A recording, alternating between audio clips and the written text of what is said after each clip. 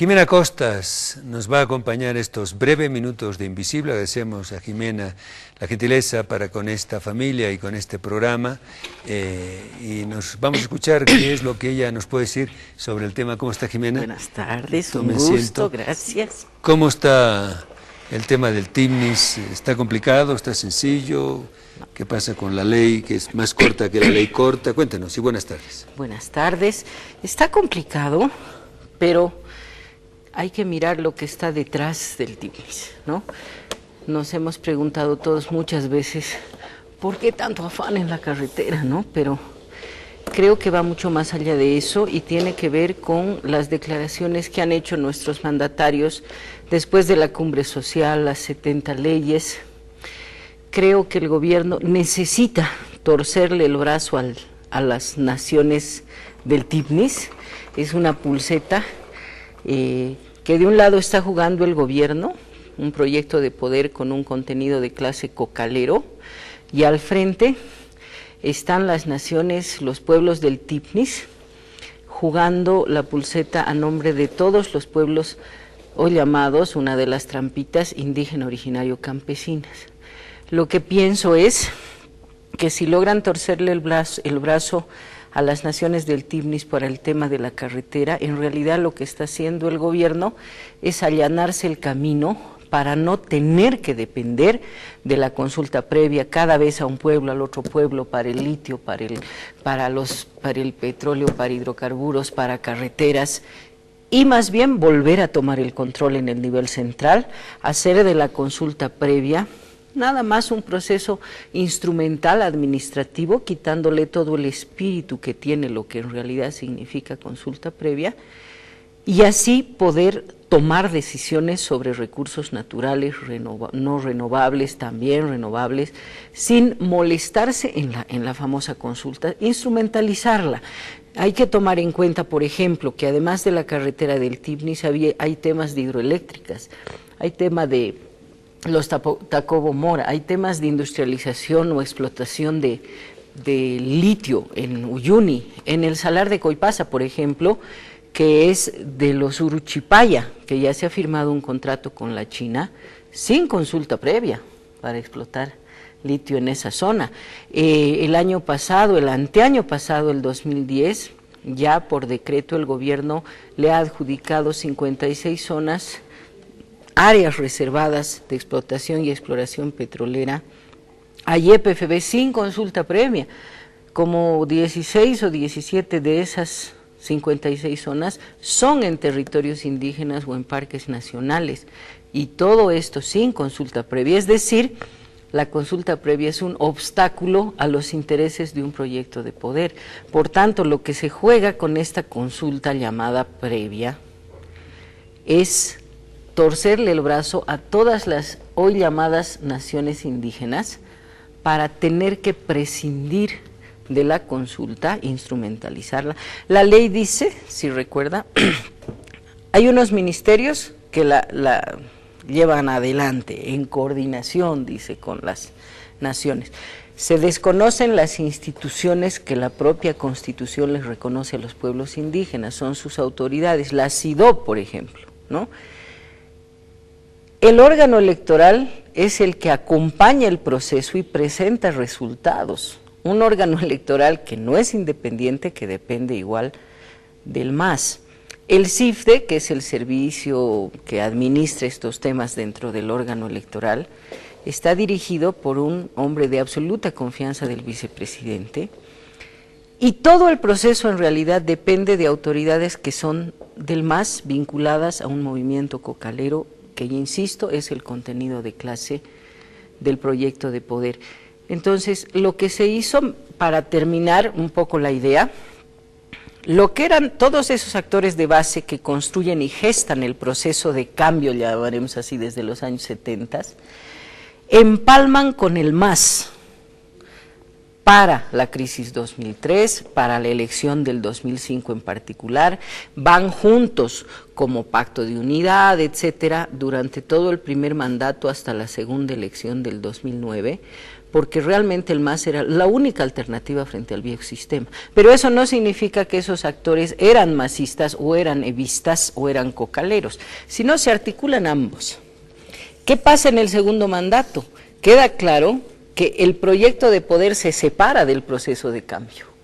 Es un proyecto de poder que no tiene identidad indígena, medioambientalista, eso lo ha aprobado el TIPNIS, sino de identidad cocalera, una visión del medio ambiente que es depredadora. Así sucede con el movimiento cocalero en muchas zonas del país, avasallan territorios, el sistemático acoso que hacen a los indígenas. Entonces esto se separa, las aguas se separan, las organizaciones de base recuperan su independencia y les queda claro que lo que se puso en la Constitución solamente fue una máscara política para lograr el poder, pero no porque se piense respetar. Entonces, lo que está pasando hoy es que sistemáticamente se traiciona la Constitución esa del proceso de cambio y quedan más claros los intereses del proyecto de poder. Detrás del TIPNIS está en juego lo que vaya a suceder el día de mañana con todos los pueblos indígenas en el territorio nacional, en tierras altas, en tierras bajas, y ahí un actor fundamental, que es el que más derechos y ventajas ha recibido en estos años, es obviamente el movimiento cocalero, ahora representado en este conflicto por el CONISUR, Polígono 7, que está dentro de la zona del área reservada, diremos, del parque de zona protegida, pero no está dentro de la TCO, que hace al territorio de los pueblos indígenas que habitan en el Isiboro-Sécure. Jimena, ¿qué va a pasar? Jimena Costas, analista política, politóloga, masterada por la Universidad Católica de San Pablo en Ciencias Políticas. Jimena, ¿qué va a pasar? ¿Va a haber la novena marcha indígena? ¿Va a haber conflictos? ¿El gobierno va a volver a reprimir? ¿Qué va a hacer? Yo no creo que el gobierno vaya a dar un paso atrás, porque lo pudo haber hecho en la primera fase de la marcha, de la octava marcha, pudo haber dado el paso atrás después de Yucumo, pudo hacerlo después de aprobar la ley 180 y sin embargo vemos que sistemáticamente se avanza y el objetivo es imponer esta decisión. Yo creo que no es la carretera lo que está detrás, es el hecho de hacer de la consulta previa un uso instrumental y que no estorben más las naciones indígenas. ¿Pero qué va a pasar? Entonces, ¿qué va a pasar? Como van a continuar, va a haber resistencia, se los va a dejar que se desgasten, que marchen, se los acosa, se los descalifica a los dirigentes. Pero ya en el primer intento fracasó, ¿en el segundo tendrá éxito? El gobierno creo que puede llegar a descalificar, a debilitar y a aprobar la consulta previa, la construcción de la carretera vía consulta previa. Pero a la vez creo que el hacer eso y de la manera que se lo está haciendo le va a costar el tercer mandato, porque lo que está haciendo el gobierno ahora es imponerse manipulando, traicionando la Constitución y además lo que tanto dijo el presidente, mandar obedeciendo al pueblo, está imponiéndose de una manera muy poco elegante, además diríamos, con las cosas que se saben en estos días, y eso le cuesta no solo la legitimidad interna, sino internacional. Ha perdido identidad indígena, ha perdido identidad medioambientalista, ha perdido identidad popular con la marcha de los bolivianos con discapacidad, y lo único que le queda es la identidad cocalera, que es mal vista, dentro y fuera, hasta por los cocaleros de los yungas es mal vista. Es mal visto el movimiento cocalero del trópico de Cochabamba. Entonces puede ganar esta pulseta, pero le va a costar el tercer mandato. Ahora, ¿cuál es el problema de que gane la pulseta? Que se está traicionando la esperanza de todos esos indígenas que se han incluido, que se han hecho parte del Estado, que se han sentido identificados y representados en un gobierno que hoy les da la espalda, los ha usado, los manipula, y en realidad lo único que hace es contentar al único sector que en realidad era su base orgánica, que son los cocaleros, que tienen una habilidad fantástica para volverse indígenas, colonizadores, interculturales. Es fantástico, ¿no?